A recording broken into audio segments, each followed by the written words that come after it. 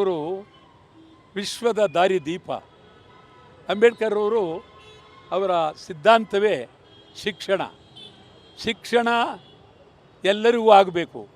ಶಿಕ್ಷಣ ಆದಾಗ ದೇಶ ಪ್ರಪಂಚ ಉದ್ಧಾರ ಆಗುತ್ತೆ ಅಂಥೇಳಿ ಶಿಕ್ಷಣಕ್ಕೆ ಹೆಚ್ಚಿನ ಬೆಲೆಯನ್ನು ಕೊಡಬೇಕು ಅಂತಕ್ಕಂಥದ್ದು ಅವರ ಚಿಂತನೆ.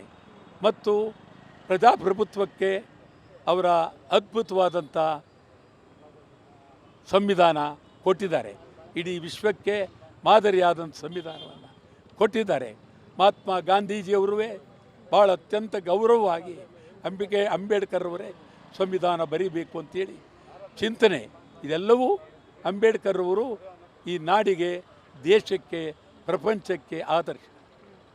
ಸರ್, ಈಗ ರಾಜಕೀಯ ಪಕ್ಷಗಳು ಯಾವ ಪಕ್ಷಗಳು ಅಂಬೇಡ್ಕರ್ ಸಿದ್ಧಾಂತವನ್ನು ನೀಟಾಗಿ ಪಾಲಿಸ್ಕೊಂಡು ಹೋಗ್ತಾ ಇದ್ದಾರೆ? ಎಲ್ಲಿ ಯಾವ ಪಕ್ಷಗಳು ಮಾಡ್ತಾ ಇಲ್ಲ. ಸುಮ್ಮನೆ ನಾವು ಮಾತಾಡಬೇಕು. ಯಾವ ಪಕ್ಷಗಳಿಗೂ ಇದು ಇಲ್ಲ, ಅವ್ರ ಕೈಲಿ ಇಲ್ಲ. ಯಾವ ಪಕ್ಷಗಳು ಇಲ್ಲ. ಬರೀ ಬಿಜೆಪಿ ಹೇಳ್ತಾರೆ, ಕಾಂಗ್ರೆಸ್ ಅವರೇ ತುಂಬ ತಿದ್ದುಪಡಿ ಮಾಡಿರೋದು ಅಂತ ಹೇಳ್ತಾರೆ. ಇದು ವಿಚಾರವಾಗಿ ಹೇಳೋದಾದ್ರೆ BJP, ಕಾಂಗ್ರೆಸ್, JDS ಮೂರು ಜನ ಈ ರಾಜ್ಯಕ್ಕೆ ಒಳ್ಳೆಯದು ಕೊಡಲಿಲ್ಲ. ಅದರಿಂದ ಒಂದು ಹೊಸ ಪಕ್ಷ ಉದಯ ಆಗಬೇಕಾಗುತ್ತೆ. ಯಾವ ಥರ ಪಕ್ಷ ಉದಯ ಆಗಬೇಕು ಅಂತ ಹೇಳ್ತೀರಾ ಸರ್? ಅದು ಸಮಾಜವಾದ, ಪ್ರಾಮಾಣಿಕತೆ, ಉಚಿತ ವಿದ್ಯಾಭ್ಯಾಸ ಮತ್ತು ಉಚಿತ ಆರೋಗ್ಯ, ಜನಜೀವನ, ಮಹಿಳೆಯರ ಕಲ್ಯಾಣ, ಇವೆಲ್ಲ ಬರಬೇಕಾಗುತ್ತೆ. ಸರ್, ನೀವು ನೋಡ್ತಾ ಇದ್ದೀರಾ ಆಟೋಗಳು, ಯುದ್ಧದ ಭೀತಿಯಿಂದ ಆಟೋಗಳು ಮೀಟರ್ ಗಟ್ಟಲೆ ನಿಂತ್ಕೊಂಡಿದೆ. ಪಾಪ ಅವ್ರ ಕಷ್ಟಕ್ಕೆ ಯಾರೂ ಸ್ಪಂದಿಸ್ತಿಲ್ಲ ಸರ್.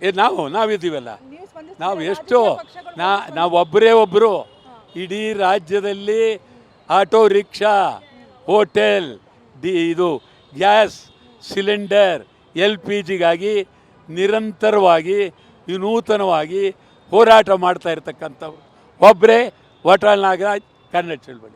ಮತ್ತೆ ಸಮಸ್ಯೆ ಪರಿಹಾರ ಸಿಗ್ತಾನೆ ಇಲ್ಲ ಪಾಪ ಅವ್ರಿಗೆ. ಇನ್ನೂ ಮೀಟರ್ ಗಟ್ಟಲೆ ನಿಂತ್ಕೊಂಡು. ಹೌದೌದು, ನಾವು ಹೇಳಿದ್ವಿ ರಿಕ್ಷಾ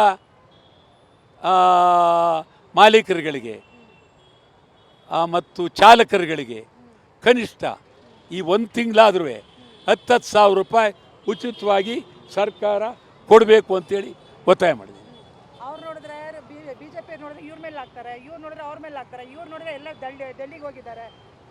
ಹೌದೌದು, ನಿಜ. ನೀವು ಹೇಳೋದಲ್ಲ ನಿಜ. BJPಯವ್ರಿಗೆ ಅವರು ಅಷ್ಟೇ, JDSನವರು ಅಷ್ಟೇ, ಕಾಂಗ್ರೆಸ್ ಅಷ್ಟೇ. ಸಿದ್ದರಾಮಯ್ಯ ಸ್ವಲ್ಪ ಅದ್ಭುತವಾದ ವ್ಯಕ್ತಿ.